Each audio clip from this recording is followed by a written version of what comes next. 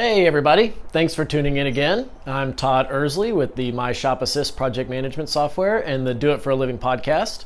And so today we're going to be discussing your hourly rate. And so this is probably something that you don't put a lot of thought into, but we wanted to bring it to your attention that there are some data analytics that you can use to actually set your hourly rate. And that's what we're going to be covering today.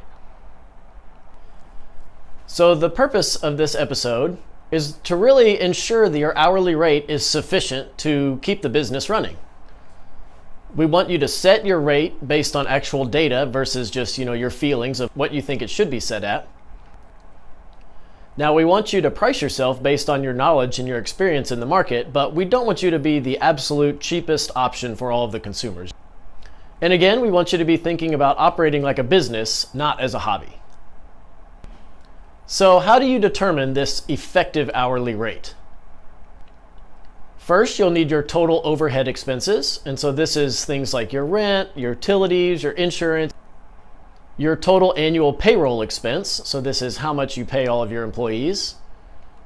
And also your debt payments. So things like business loans, paying off your credit cards, your dyno payment, anything like that. And lastly, you're going to need to know your total billed hours. And so the equation here is we're just going to add up all these overhead expenses. So your overhead, your payroll expense, and your debt payments. And then we're going to divide that by your billed hours. And so here's an example of how this works. So let's say your overhead expense is $160,000 for the year. Your payroll expense is $200,000. Your debt payments total $40,000. And your billed hours are 5,500. So when you add all this up and then divide it out, our hourly rate for this example is $72.70. And so here we've kind of got a little graph that just kind of shows how much each one of these affect the actual hourly rate. So your overhead expense is a good portion of it, your payroll is most of it, and then your debt payment is just a little bit on top. So you can kind of look at this and see like where the expenses are actually coming from.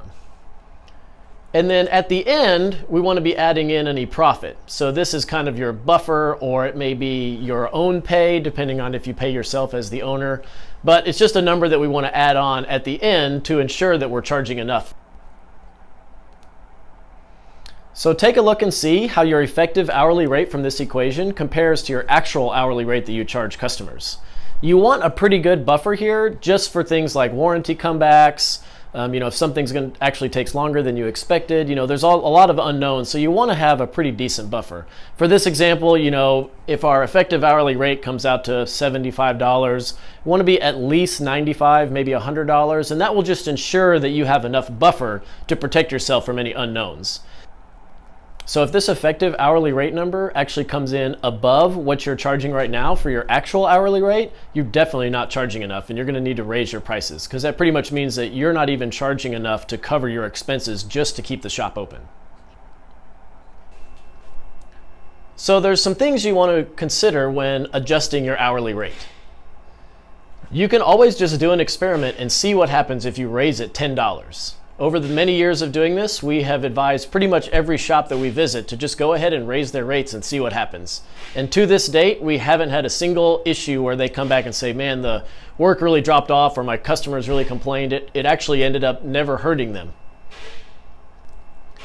It also gives you a buffer. So we want to be able to have, some wiggle room here, and we just want to make sure that there's not going to be any unknowns that occur that cause your hourly rate to go down or the job not to be as profitable. So having a buffer between your effective hourly rate and what you actually charge the customer is always a good idea. This also allows us to not unknowingly discount below this number unless you're actually wanting to invest in that project. So this comes into play with things like military discounts, Labor Day discounts, really just any reason you're going to discount the bill for the customer. If you normally charge $100 an hour and your effective hourly rate is $75, you don't want to be charging below that if you give a discount, because that means you're going to be paying that customer to actually work on their car. You're going to be losing money on the job.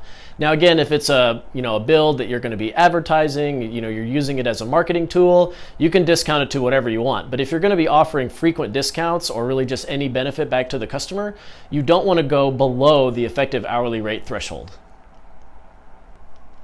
Adjusting your hourly rate can also affect your backlog. So, if you look out in the shop and you've got 50 cars to work on, or you're booked out for the next 2 months solid, you probably aren't charging enough either, because all the customers are agreeing to do the work and then they're coming in and you're just getting bombarded with too much work. And that can also be a problem because it really just increases the amount of time it takes you to work on each car, and then you have to deal with having a bunch of cars at the shop, or then customers going to another shop because you're just too far out. And so, just consider that maybe if your backlog is absurd, then you need to raise your rates a little bit.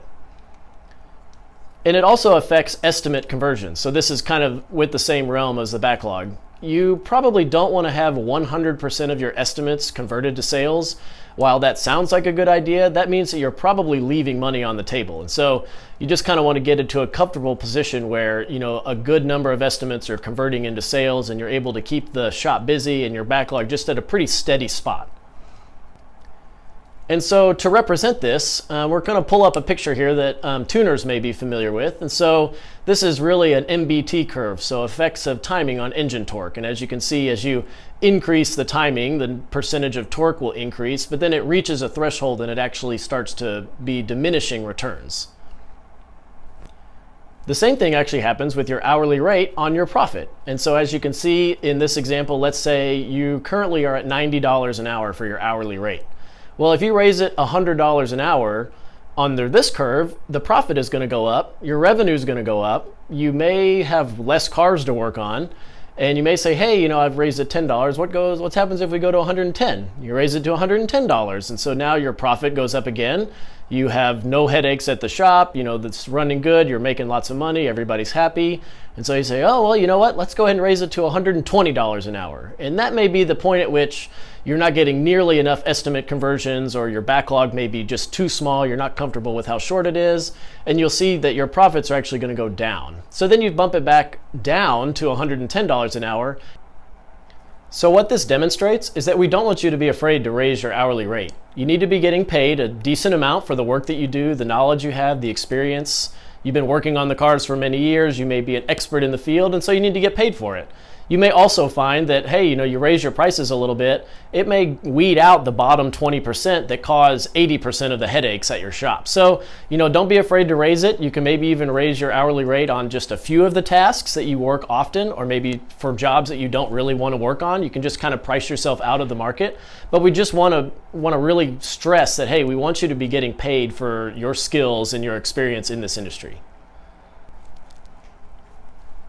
And so if you have any questions, you can email us at info@myshopassist.com. And so we'd love for you to check out our My Shop Assist software. We've got lots of videos and information about the system. And please subscribe to our Do It for a Living podcast. We've got lots of information on our website, and then blog posts and other videos will be posted there as well. So thank you very much.